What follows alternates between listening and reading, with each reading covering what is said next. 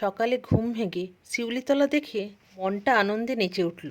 শরতের শুরু, পুজো পুজো গন্ধ, প্রকৃতি জানিয়ে দিচ্ছে পুজো আসছে। তারপর যথারীতি আমার বৃন্দাবনে গিয়ে তুলসী এনে চা বানালাম। হঠাৎ বাইরে তাকিয়ে দেখি ঝমঝমিয়ে বৃষ্টি। আজ শনিবার, যা রান্না হবে সবই নিরামিষ। কাঁচা কুমড়োর একটা চমৎকার রেসিপি হবে। তার জন্য কুমড়ো আলু ডুমো ডুমো করে কেটে শিলে গরম মশলা থেঁতো করে আদা ও জিরে বেটে নিলাম। তারপর কড়াতে প্রথম সর্ষের তেল গরম করে তেজপাতা, শুকনো লঙ্কা, পাঁচফোড়ন ও কালো সর্ষে ফোড়ন দিয়ে কুমড়ো ও আলু একসাথে দিয়ে একটু কষিয়ে নিলাম। কাঁচা কুমড়োর তরকারিতে কুমড়োর খোসা ছাড়ালে কিন্তু ভালো লাগবে না। নুন, হলুদ, কাঁচা ছোলা, টমেটো, আদা, জিরা, লঙ্কা গুঁড়া, বাতাসা, গরম মশলা সব একসাথে দিয়ে স্লো আঁচে কষাতে থাকবো ঢাকা দিয়ে। বাস, রান্না আমাদের কমপ্লিট। এবার পরিবেশন করব।